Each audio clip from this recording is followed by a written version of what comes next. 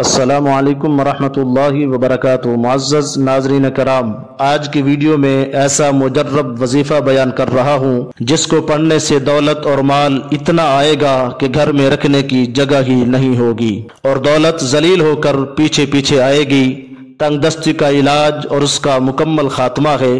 حضرت سیدنا عبداللہ ابن عمر رضی اللہ تعالیٰ عنہ ارشاد فرماتے ہیں کہ ایک شخص بارگاہ مصطفیٰ صلی اللہ تعالیٰ علیہ وسلم میں حاضر ہوا اور عرض کی، یا رسول اللہ صلی اللہ تعالیٰ علیہ وسلم، ان الدنیا ادبرت عنی، کہ دنیا مجھ سے پیٹھ پھیر گئی ہے اور روٹھ گئی ہے، تو میں کیا کروں کہ غربت پھیل گئی ہے۔ یہ سن کر رسول اللہ صلی اللہ تعالیٰ علیہ وسلم نے ارشاد فرمایا کہ تو فرشتوں کی دعا اور مخلوق خدا کی تسبیح کیوں نہیں پڑھتا، جس کی وجہ سے مخلوق خدا کو رزق ملتا ہے، اور وہ تسبیح اور دعا یہ ہے، سبحان اللہ وبحمدہ، سبحان اللہ العظیم وبحمدہ، استغفر اللہ واتوب الیہ واسألہ التوبہ۔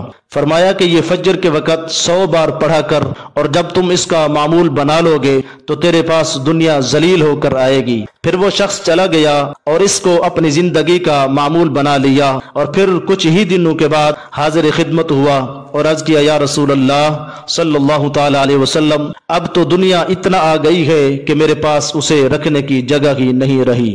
بعض بزرگان دین نے اس کا طریقہ بھی بیان فرمایا ہے کہ فجر کی سنت اور فرض کے درمیان یہ تسبیح 100 بار روزانہ پڑھا کریں۔ اول آخر درود پاک کم از کم 11 بار پڑھیں۔ اگر کسی دن دیر ہو جائے اور پوری تسبیح نہ پڑھ سکیں اور جماعت کھڑی ہو گئی تو پھر جماعت میں شامل ہو جائیں اور باقی تسبیح نماز کے بعد پوری کر لیں۔